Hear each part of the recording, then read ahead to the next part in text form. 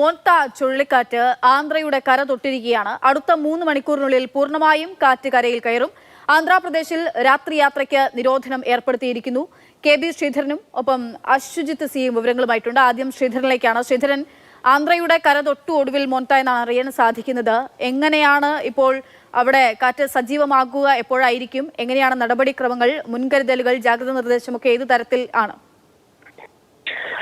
ഇന്ന് സന്ധ്യയോടെയാണ് ലാൻഡ്ഫാൾ പ്രോസസ് ആരംഭിച്ചത്. ഏതായാലും 3-4 മണിക്കൂറിനുള്ളിൽ തന്നെ ഇതിന്റെ കേന്ദ്രഭാഗം കരയിലേക്ക് പ്രവേശിക്കും. അതോടുകൂടി തന്നെ മോൻത ചുഴലിക്കാറ്റ് പൂർണ്ണമായും കരയിലേക്ക് പ്രവേശിച്ചു എന്ന് പറയാനാകും. ഏതായാലും 110 കിലോമീറ്റർ വേഗത്തിലാകും കരയിലൂടെ കാറ്റ് വീശുക എന്നുള്ളതാണ് നിലവിൽ കണക്കാക്കപ്പെടുന്നത്. അതുകൊണ്ട് തന്നെ വലിയ ജാഗ്രതാ നിർദ്ദേശം ആന്ധ്ര തീരത്തുണ്ട്. ആന്ധ്ര മാത്രമല്ല, ഒഡീഷ, ആന്ധ്ര, പുതുച്ചേരി, തമിഴ്നാട്, ബംഗാൾ തീരങ്ങളിൽ കനത്ത ജാഗ്രതാ നിർദ്ദേശം നൽകിയിട്ടുണ്ട്. ഏതായാലും കൂടുതൽ ബാധിക്കുക ആന്ധ്രാപ്രദേശിനെയാണ് എന്നുള്ളതാണ് വിവരം. അതുകൊണ്ട് തന്നെയാണ് 26 ജില്ലകളിൽ 23 ഇടങ്ങളിലും കനത്ത ജാഗ്രതാ നിർദ്ദേശം നൽകിയിരിക്കുന്നത്. 17 ജില്ലകളിൽ അതിതീവ്ര മഴയുണ്ടാകും എന്നുള്ളതാണ് മുന്നറിയിപ്പ്. കഴിഞ്ഞ മണിക്കൂറുകളെല്ലാം തന്നെ ശക്തമായ മഴ, ഇന്നലെ രാത്രി മുതൽ തന്നെ ഈ ന്യൂനമർദ്ദത്തിന്റെ സ്വാധീനത്തെ തുടർന്ന് ശക്തമായിട്ടുള്ള മഴ ആന്ധ്രാപ്രദേശിന്റെ വിവിധ ജില്ലകളിലുണ്ട്. അത് ചുഴലിക്കാറ്റായി മാറി കരയിലേക്ക് പ്രവേശിക്കുന്നതോടുകൂടി തന്നെ കൂടുതൽ നാശനഷ്ടങ്ങൾ ഉണ്ടാകാനിടയുണ്ട്. അതുകൊണ്ട് തന്നെ ഈ പ്രദേശങ്ങളിൽ നിന്നെല്ലാം തന്നെ ആളുകളെ മാറ്റിപ്പാർപ്പിച്ചിട്ടുണ്ട്. 3000-ലധികം ദുരിതാശ്വാസ ക്യാമ്പുകൾ തുറന്നിരിക്കുന്നു. പ്രത്യേക സൗകര്യങ്ങളൊക്കെ അവർക്ക് ഒരുക്കിയിട്ടുണ്ടെന്നാണ് ആന്ധ്രാപ്രദേശ് സർക്കാർ വ്യക്തമാക്കുന്നത്.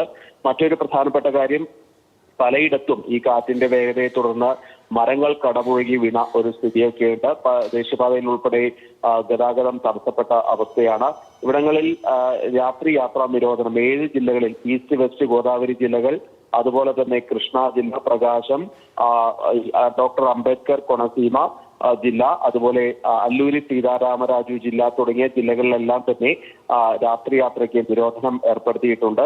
വലിയ മുന്നൊരുക്കങ്ങൾ തന്നെയാണ് ഈ മഴക്കെടുതി അല്ലെങ്കിൽ ചുഴലിക്കാറ്റിനെ തുടർന്നുണ്ടാവുന്ന കെടുതിയെ നേരിടാൻ വേണ്ടി ആന്ധ്രാപ്രദേശ് സർക്കാർ എടുത്തിരിക്കുന്നത്. അതുപോലെ തന്നെ ഇതിന്റെ പ്രഭാവം മറ്റ് അയൽ സംസ്ഥാനങ്ങളിലും തമിഴ്നാട്ടിലുൾപ്പെടെ ഉണ്ടാകും.